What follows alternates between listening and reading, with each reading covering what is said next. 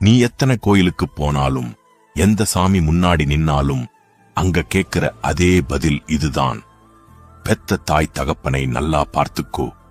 ஏன்னா உன்னை பெத்த அந்த தெய்வங்கள் உன் வீட்டிலேயே இருக்கிறார்கள். அப்பா பட்ட கஷ்டத்தை ஒரு நிமிஷம் யோசித்துப்பார். நீ இன்று அனுபவிக்கும் ஒவ்வொரு சுகத்திற்கும் பின்னால் அவர் இழந்த உழைப்பும் அவர் விழுங்கித் தீர்த்த கண்ணீரும் இருக்கிறது.